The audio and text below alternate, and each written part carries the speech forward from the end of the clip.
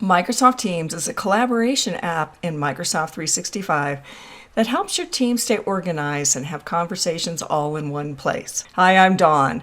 In this training, we'll explore what you need to know to start being productive with Microsoft Teams.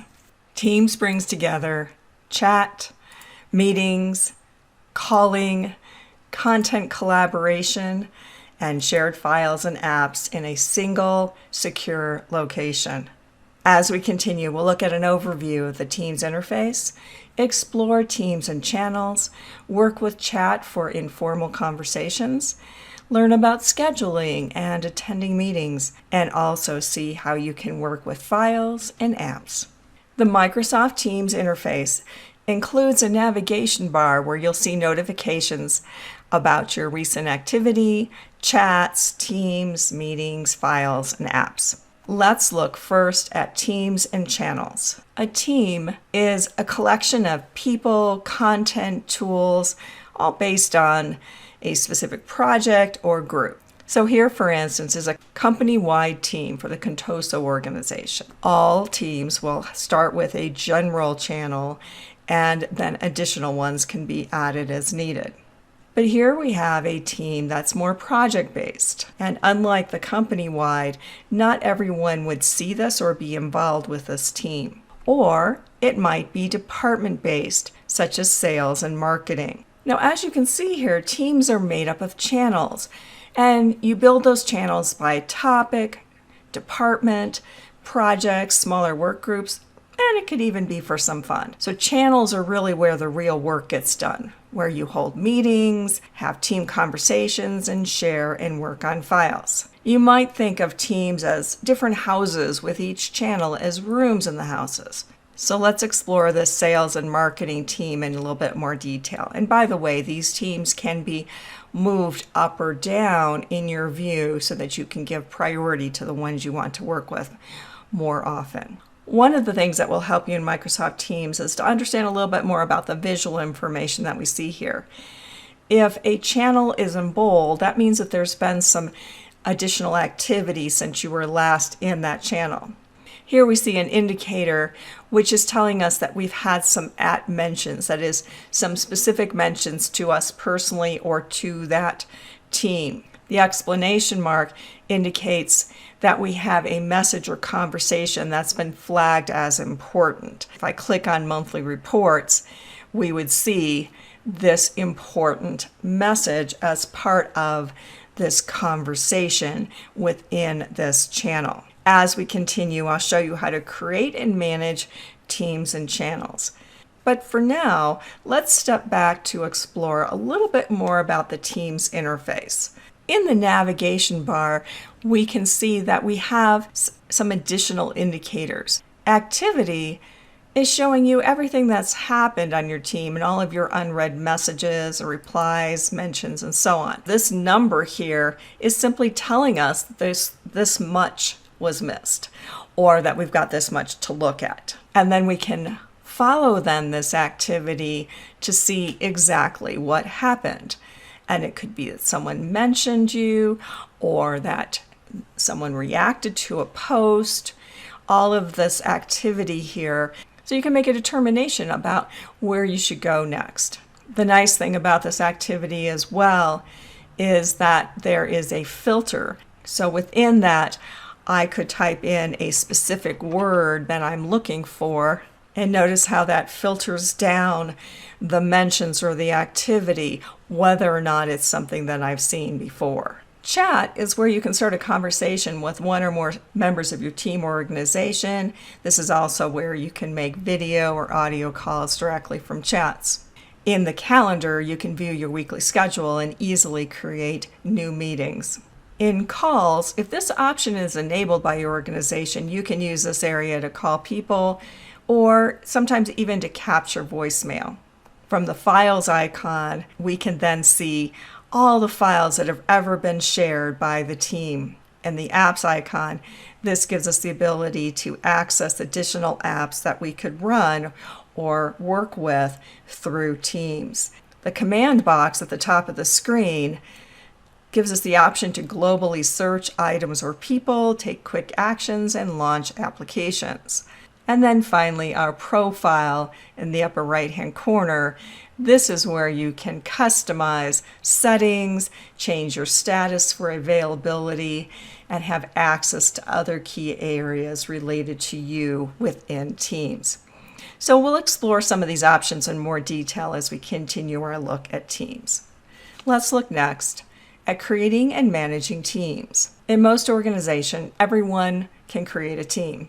However, many of the teams you need may already have been created, and so it's a good idea not to have a huge number of teams, which can make it more difficult to bring people together on a common issue. Depending upon your needs, if you have a short-term project, for example, a channel within an existing team might be the best option. But what if you want to join or create a team? We can start this at the bottom where we see this option, join or create a team. Here you see all of the available teams. Teams can be public or private. Public teams in your organization will display automatically.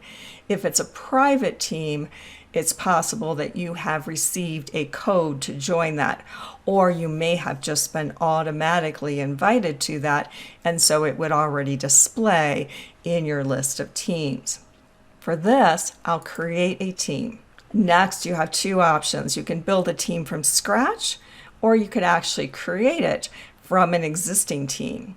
That is, it could be a template. If, for instance, you were building a project team, there might already be a structure set up from a previous project you'd worked with. In this case, I'll build a team from scratch. From here, we pick the type of team. Is it private, where people need to be invited to the team or need to request the ability to join that team? It could be public, meaning anyone in your organization can join it. They aren't automatically included, but they would be able to, and they would see that in the search and the ability to join that team. Or is it organization-wide? Everyone in the organization automatically joins it.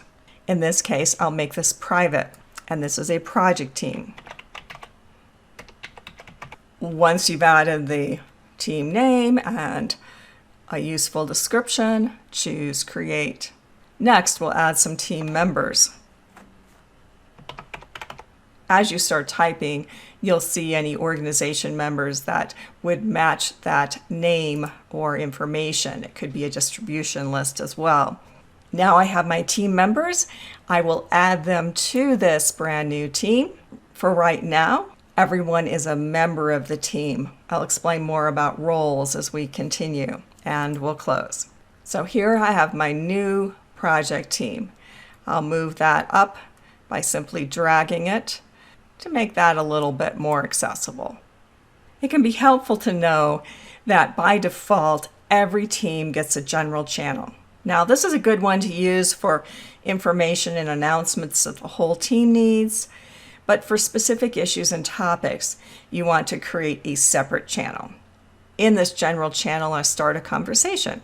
Now notice as I click into this, that this could just simply be some standard text, but we have some other options as well. Specific formatting, attaching a file, emoji, GIF, stickers, stream, which gives us the ability to work with videos, to record, praise, and there's even more. And this is a flexibility that we have within Microsoft Teams. For now, I'll put in a standard message, but maybe we want to just brighten that up a little bit with an emoji. And we'll go ahead and either hit enter, or you can click the send arrow on the right. Notice as well that the channels will reflect the activity that takes place. The nice thing about Teams conversations is that you can actually edit this message. Now you can only edit your own messages, but that gives us a little bit more flexibility if we forgot to mention something or we have a typo, anything like that. Now, if you hover over the message, one of the things that you might notice here are these reactions. So these are similar to some of the reactions we see in social media platforms. We also have the ... This is something we see throughout the Teams interface. From more options, Notice all of the possible things that you can do here. We could delete this message, we could copy a link to it, and we could edit. And what I want to do is have an @mention. An @mention is handy in a conversation because it's a way to either flag the entire team, the channel, or even individuals. And this is a way to then further notify those people that there has been some activity. Notice when I type the @ only the team members show up. And I could select one of these individuals so that they are mentioned. But I want this to be for the entire team. For that, I'll type the word team. If you're in a specific channel, and pick this from the suggestions. An @mention could also be @channel. So this would call attention to that new conversation within the channel for anyone who has flagged notifications. Because I'm editing, now my options are a little bit different here, and I'll simply hit the checkbox to say that I'm done. This indicator here tells us that there is an @mention. Over time, existing teams can also evolve. And let's look then at how to manage a team. For the Mark 8 project team, we'll go to the ... for more. And here we have options such as leave the team, we can add a member. For this, I'll manage team. Within a team, there are 3 possible roles: owner, member, guest. Now you must be a team owner to invite guests. If you're creating a team, you automatically become an owner. So we can see that we have multiple owners for this. Owners can add or delete members from a team. They can even delete a team. To help share the load, it's good to have multiple co-owners of a team. That way, if you're not available, other team members can take care of the team. And it's frankly a good practice throughout the use of teams, as owners may leave the organization. But anyone who has access to this team would be able to see who is part of it. And here we can see then the additional members, their role within the organization. And we can also add other members, view the channels that are available in this team. Here you'll see the descriptions, which can be really handy, and explore other information about this team. For my new team, I'd like to add another person to that. And once again, we'll go to the ... for more.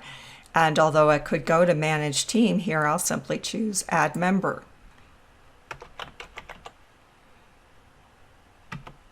And I'll add Nestor to the list. What if I want to change his role? That's where we go back to manage team. And I have my members and guests. Here is Nestor. Under role, in the drop-down, I will choose owner. But now Nestor and I are both owners of this team. I'll return back to the general channel. And for this, I want to make this an announcement. So Nestor's not only new to the team, but he's also new to the organization. This is where we go to format. And what happens here is that this opens up our compose box. And this gives you more flexibility for formatting, for the size and style of your text, and to create something that's a little bit more robust, such as you would have in word processing or even an email. For this, I want this to be an announcement rather than a conversation. So now I even have more options in terms of how this might look. And further formatting is available over into the right-hand side, where I could choose a background image or even change the color scheme here. I'll send this now, and it will display within the general channel. As a team evolves, you'll likely want to add other channels for specific work. That is, not everyone in the team may be involved in more focused projects, and it helps to keep things organized as most people are part of multiple teams. To create a channel, I'll go once again to the ... add channel. Any of the team members can do this.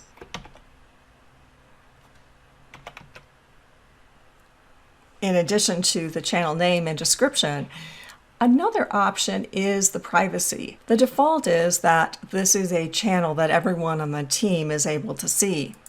Another option is a private channel within the team. So a private channel is limited to specific members. In fact, a private channel can even have different owners than the team, but all the members in the private channel would need to be part of the larger team. A private channel might be for financial or personnel issues or things that are a more limited, secure conversation. Only the people that are part of that private channel would see it as a channel within that team. We'll keep this as a standard channel, but I want everyone to see this in their channel list. And we'll add. At the top of each channel are tabs. And these are how you organize your work with links to files, apps, and services. Every channel has 3 default tabs. There's Post, and this is where your team posts messages, replies, conversations, where you can hold meetings and even share files. We have Files. This is automatically then where shared files are stored and can be accessed and can even be co-edited. You'll see some options to be able to directly upload a file, download a file, sync files. Here we have a variety of actions that we could apply to this file, including how we'd like to edit the file. And then our third tab is a wiki. This is an optional area where you can draft documents, you could track meeting notes, and collaborate in real time. So tabs aren't just containers for your content, they're really active places where you can get your work done. For this channel, we not only have those default tabs, but there's another tab here which is actually a document. And so this document has been added as a tab for easy accessibility for review and editing. To add important tools to the top of a channel, click on this plus, add a tab. For instance, we could add OneNote to provide easy access to a shared notebook, or add Planner to create a project board for tracking team tasks. One of the things to pay attention to when you're in a channel and a conversation is that these are threaded conversations. And that means that all of the replies to an existing conversation are directly under the previous messages. And that's a good thing to keep in mind. That is, if I really want to respond to this comment here, that I want to reply rather than putting my own separate conversation. However, if I want to share something separately, then I could start a new conversation here, and I'm going to attach a file. Navigate to the location of the file, select it, it will be part of this conversation. I'll use an @mention here, and I want to @mention the channel.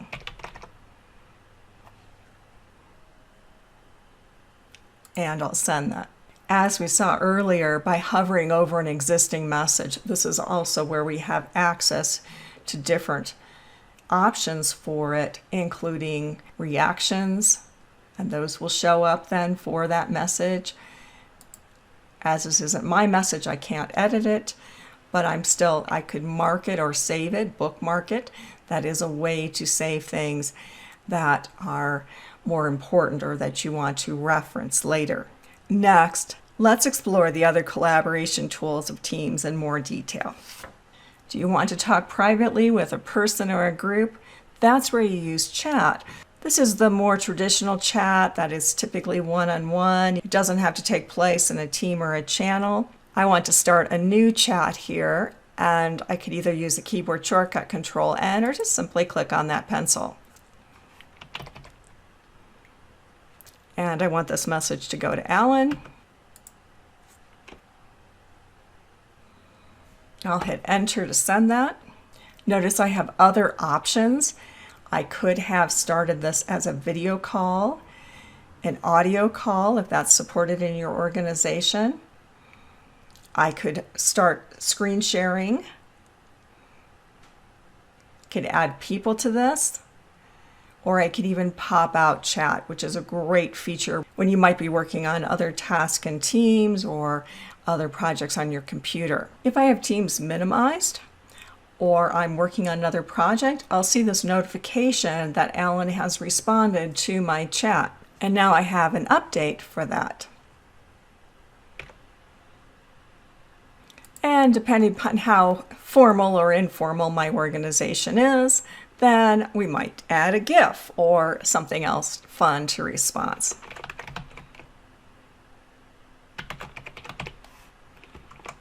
Or it could simply be a simple reaction. Now, because Alan and I are going to be involved in a number of different projects together, I want to go to the ... here, and I'm going to pin his name, our chat, to the top there so I can easily get to that. In Calendar, you can see everything you've got lined up for the day, the week, or the work week.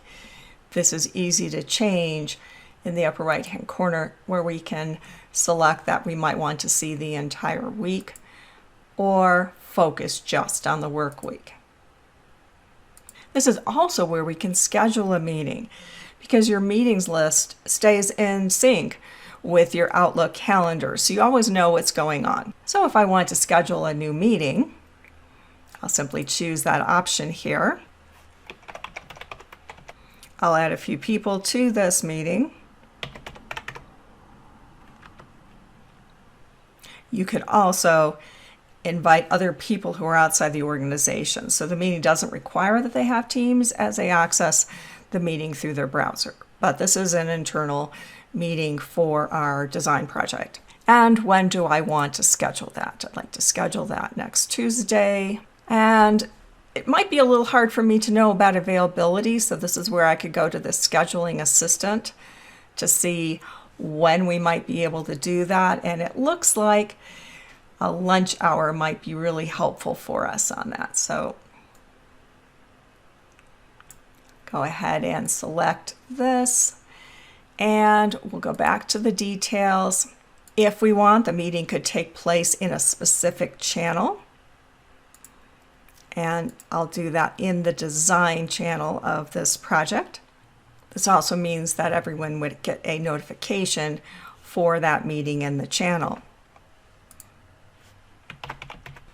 And I'll send this.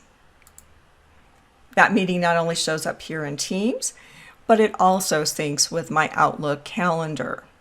Another option in Calendar is Meet Now. This can be for a more impromptu meeting. This is also available for us in our Teams and specifically within a channel. So here we have that Meet Now option, as well as the choice to schedule a meeting. Either way, this takes us to the same place where we can then start a quick meeting.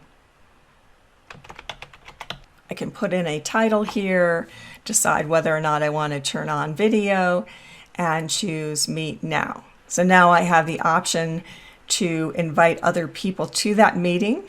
As with other Teams meetings, here we have a meetings toolbar where additional actions are available to us. Let's wrap up this tour of Microsoft Teams by looking at the command box. So wherever you are in Teams, the command box is always there at the top of the screen to help you search, take actions, launch applications. For instance, to search for a message or a person or a channel or even a file, just type what you're looking for here in the box. One suggestion is simply the sales and marketing team, or I could hit enter to see what other matches there might be. And then this would take me directly to those conversations. Another way to leverage the command box is through slash commands. And you can either type in a slash at the top here, and here we have quick access to some common actions. Even faster or easier, because we don't have to navigate up to the command box, is Control and the slash. From here, we see a list of descriptions where you can access specific content, get help, or even change your status. Pick the one you want or just type it. So for instance, we have help, keyboard shortcuts, what's new, and access to files. And that's our look at getting started and saving time and effort with Microsoft Teams. Thanks for watching.